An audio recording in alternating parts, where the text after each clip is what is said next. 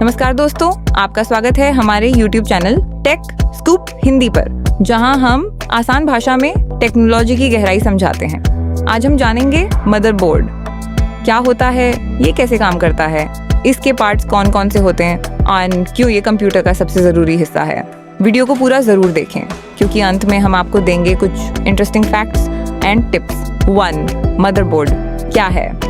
Motherboard एक main circuit board होता है जिसे कंप्यूटर की बैकबोन कहा जा सकता है। ये एक बड़ा सा प्लेटफॉर्म होता है जिस पर ढेर सारे छोटे छोटे इलेक्ट्रॉनिक पार्ट्स लगे होते हैं और ये सभी कंपोनेंट्स को एक दूसरे से जोड़ता है। मदरबोर्ड का सबसे मुख्य काम है processor, CPU, RAM, storage device, hard disk, SSD, graphics card, sound card, network card आदि को जोड़कर एक सिस्टम बनाना। मदरबोर्ड के बिना कंप्यूटर एक बेकार बॉडी की तरह है। कोई प्रोसेसर, कोई रैम, कोई हार्ड डिस्क अकेले कुछ नहीं कर सकती जब तक वे मदरबोर्ड से जुड़े ना हो। 2. मदरबोर्ड का इतिहास 1981 में IBM द्वारा बनाए गए पहले पर्सनल कंप्यूटर में सिस्टम बोर्ड का उपयोग हुआ था। धीरे धीरे इसका नाम मदरबोर्ड पड़ा और इसके डिजाइन में जबरदस्त बदलाव हुए। 3. मदरबोर्ड के मुख्य भाग। मदरबोर्ड पर कई महत्वपूर्ण कंपोनेंट्स होते हैं जिनमें से कुछ इस प्रकार हैं। 1. CPU socket. यह वह जगह है जहां प्रोसेसर लगाया जाता है। अलग अलग प्रोसेसर के लिए अलग सॉकेट होते हैं। इंटेल और AMD के सॉकेट्स अलग होते हैं। 2. RM slots, DIMM slots. यहाँ रैम चिप्स लगाई जाती है। ये स्लॉट्स ड्यूल या क्वाड चैनल मेमोरी को सपोर्ट कर सकते हैं। जितनी अधिक रैम उतना बेहतर multitasking. 3. Power connector. Power supply unit से बिजली यहीं से मिलती है। ये ATX कनेक्टर होता है जो पूरे मदरबोर्ड को एनर्जी देता है। 4. SATA ports. इन पोर्ट्स में हार्ड डिस्क और SSD कनेक्ट होते हैं। आमतौर पर 4 से 6 पोर्ट्स होते हैं। 5. PCIe slots, expansion slots. Graphics card, sound card, TV tuner जैसे एडिशनल कार्ड यहीं लगते हैं। PCIe X16 स्लॉट सबसे तेज और हाई स्पीड होता है। 6. USB हेडर्स और पोर्ट्स। मदरबोर्ड पर फ्रंट और रियर USB पोर्ट्स को सपोर्ट करने वाले हेडर लगे होते हैं। 7. BIOS UEFI chip. ये छोटा सा चिप सिस्टम को बूट करने और हार्डवेयर को पहचानने का काम करता है। 8. CMOS battery. ये बैटरी बायोस की सेटिंग्स को सेव रखती है भले ही बिजली बंद हो जाए। 9.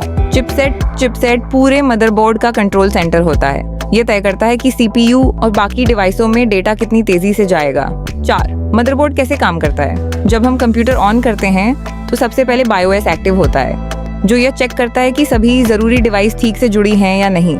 फिर वो ऑपरेटिंग सिस्टम को बूट करने का आदेश देता है। मदरबोर्ड में एक तरह का ट्रैफिक सिस्टम होता है जो CPU, RAM और अन्य डिवाइसेस के बीच डेटा को एक निश्चित रास्ते से भेजता है। चिपसेट और बसेज जैसे सिस्टम बस, एड्रेस बस, डेटा बस इस काम में मदद करते हैं। यही कारण है कि अगर मदरबोर्ड में कोई खराबी आ जाए तो पूरा कंप्यूटर सिस्टम फेल हो सकता है। 5. मदरबोर्ड के प्रकार। मदरबोर्ड कई आकार और प्रकार के होते हैं। सबसे आम फॉर्म फैक्टर्स हैं ATX सबसे स्टैंडर्ड और फुल साइज मदरबोर्ड, अधिक स्लॉट्स और फीचर्स के लिए। माइक्रो ATX थोड़ा छोटा लेकिन अधिकतर फीचर्स मौजूद रहते हैं। मिनी ITX बहुत छोटे और पोर्टेबल सिस्टम्स के लिए।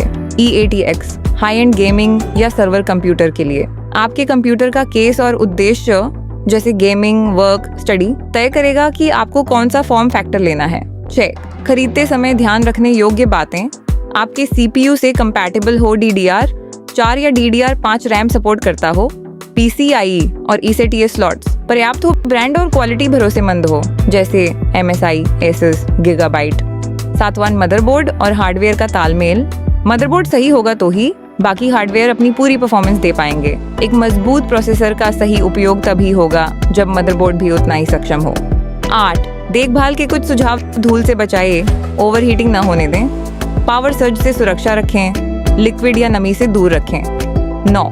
कुछ रोचक बातें। आजकल के मदरबोर्ड में वाईफाई, ब्लूटूथ और RGB लाइट्स इनबिल्ट आते हैं। गेमिंग मदरबोर्ड में खास तौर पर तेज एंड कूलिंग फ्रेंडली डिजाइन होते हैं। तो दोस्तों, ये थी मदरबोर्ड की पूरी जानकारी। अगर ये वीडियोस आपको अच्छी लगी हो तो इसे ज़रूर लाइक करें, अपने दोस्तों के साथ शेयर करें और चैनल को सब्सक्राइब करना ना भूलें।